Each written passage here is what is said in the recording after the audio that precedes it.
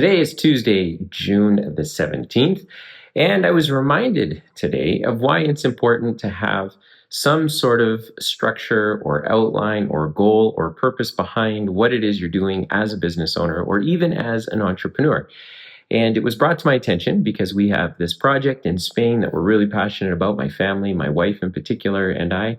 And we've been looking to support them, and they're making plans for the new year, which their new year starts in September because they're a preschool, as a matter of fact. And we were given a copy of their upcoming budget, which showed how much money they were going to have to spend in order to deliver their service to the local community. And there's a huge funding shortfall. And so Lisa and I got talking this morning about what does it mean to steward your resources well. Even if you're a person of faith like I am and you trust in God that He's going to provide the result, I still believe that we play a big role in at least having a sense of direction, a sense of purpose, a sense of what we're supposed to be working towards. And we put our foot forward every day in an attempt to get down that path. But to not have a path, I think, means that we're not stewarding what we have really, really well. And then that brought me to this idea that I have a very good friend of mine who's in a tough spot in his business right now. They have already last year taken all of the steps to really level up their business, and now they're digesting all of the impact that goes along with making a decision like that. And there's been moments when he has said, I don't really know why I'm doing this. I know I've had moments. This last election caused me to really think through, why am I doing this? Why am I a business owner? Why do I go through all this headache? Once you satisfy yourself about some of those questions, I think that there's more of a mathematical answer that can be had as well. And in my history, what I've always looked to do so whether it's this project in Spain that we have, whether it's my friend's business who's digesting all of these major changes that they're going through, or whether it's my own business where we're doubling in revenue right now and we're having to fill a bunch of gaps in as we grow, I think that there is value in understanding as a business owner, as an entrepreneur, what are we actually working towards? And sometimes it's hard to answer that question because many of us start a business or we will start an idea and we will work into the void. And eventually we think to ourselves, at some point it's all going to catch up. At some point it's all going to make sense and it'll be worth it. However, if enough years go by, you will realize that that isn't enough for you and that you need something more to stand on. And so I have always found it helpful when you say to yourself as a business owner, I want to make $1 million or $10 million or $100 million, or I just want to pay my bills. How do you begin having that conversation with yourself? So in this episode, I thought I would just give a quick outline as to how I think about the answer to that question based on years of running businesses, having some businesses not work out, spending years as a management consultant working with other entrepreneurs who have either had businesses work out or not. And these are some of just the simple rules that I put in place. So when an entrepreneur or a business owner says to me, hey, I don't really know what my goal is right now. I'm working into the void. I'm just hoping that this year is better than last year, and there's no real sense of a plan. The very first thing I'll do is I'll say, can I see your balance sheet? So just a quick financial statement lesson. A balance sheet is what do you own, your assets, what do you owe, your liabilities, and then what's over as equity or retained earnings primarily. And then you have a profit and loss statement, which shows what did we make, what did we spend, and what's left over.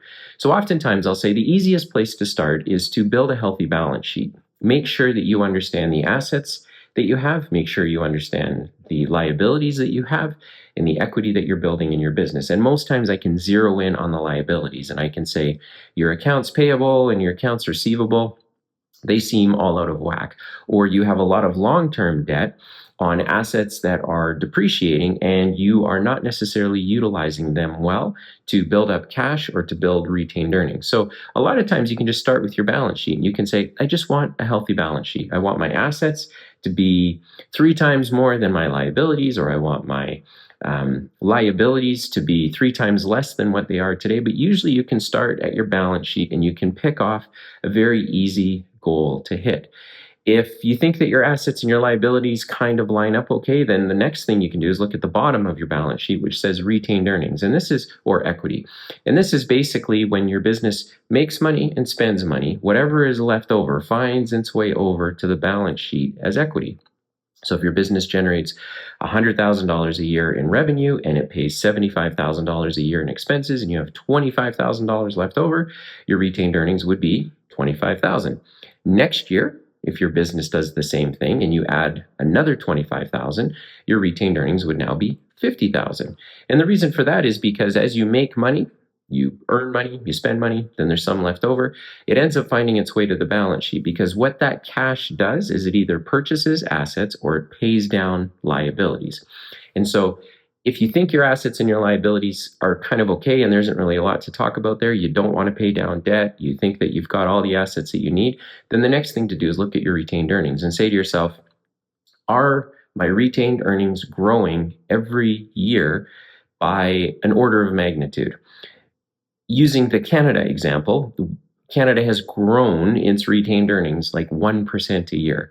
So after 10 years, if you only grew your business 10%, I think you'd be very, very frustrated. So you'd want to say to yourself, okay, my retained earnings right now are $750,000 and I'd like them to be $2 million, because if they're $2 million, that means that our business is generating a lot of revenue, it's paying its expenses, but it's very, very profitable. So assets, liabilities, how are we doing there? Retained earnings, how are we doing there? But then that's ultimately going to lead you to a bigger question, which is, okay, once these things are working, then what? So as I step back as a business owner and having sat side by side other business owners, there's a couple of stages that I think you want to move through. The first one is, do I have enough cash to pay our bills? Do I have enough cash to pay me? And then ultimately, can I position myself where once a year I can take a dividend from the business that pays for my cost of living, and I can then go and utilize my time and my expertise to maybe start another business, to go and acquire another business. And so those are kind of the stages you move through. First of all, can we pay our bills?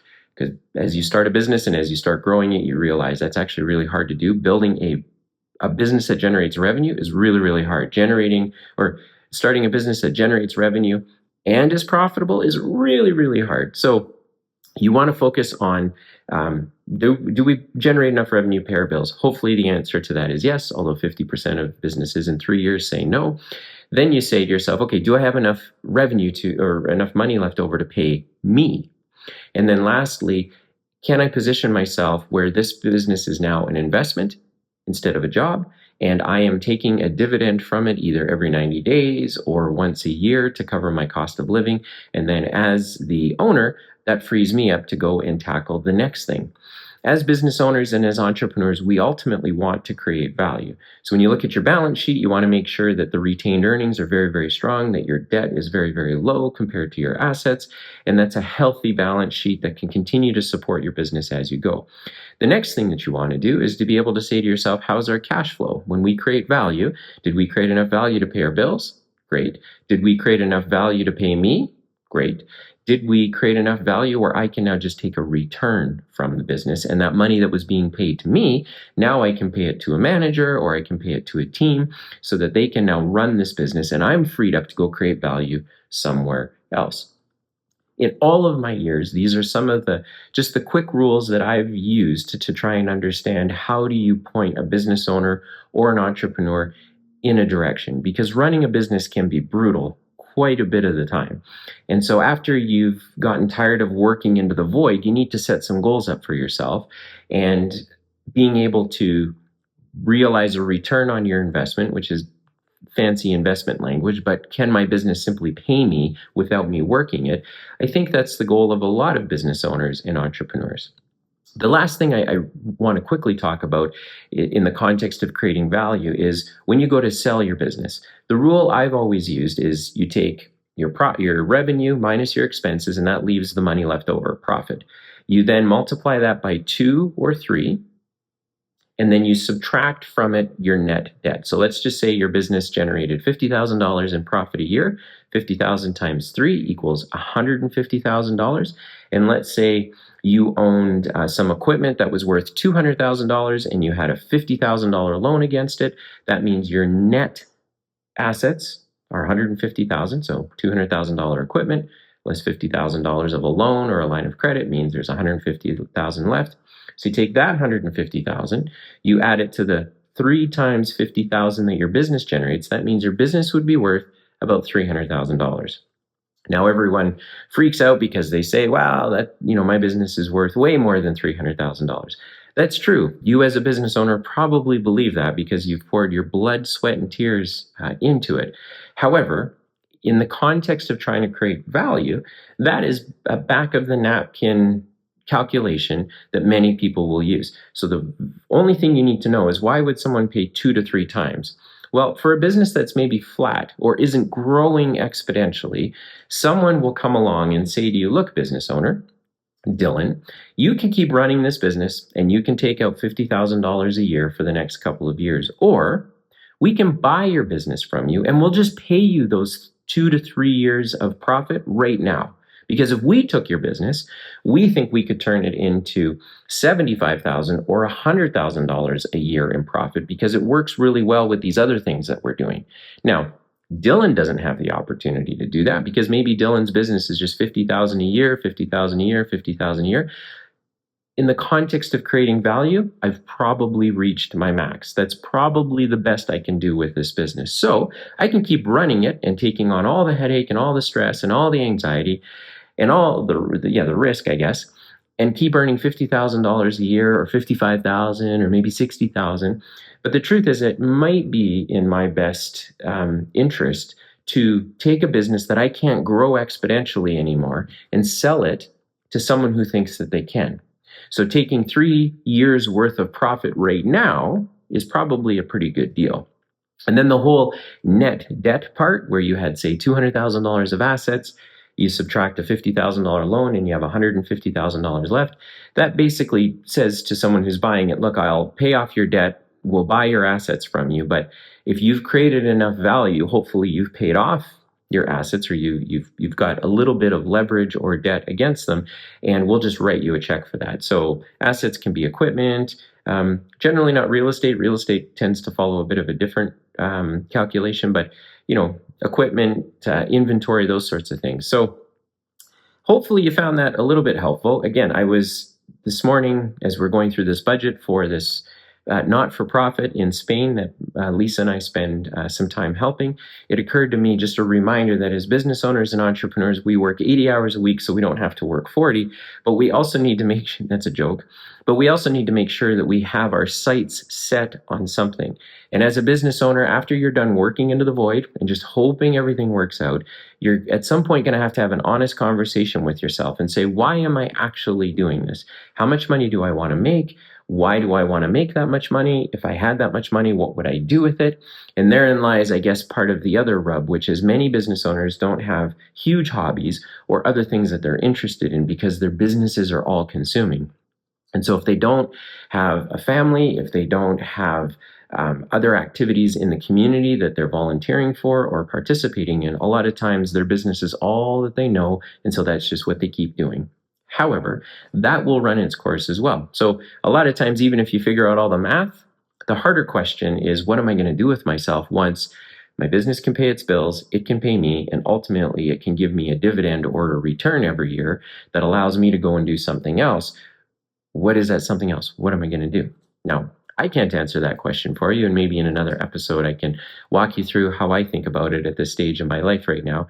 However, I thought it was important to share some thoughts on how important it is to make sure that you do have your eyes set on something. Otherwise, everything that you're doing becomes much, much harder.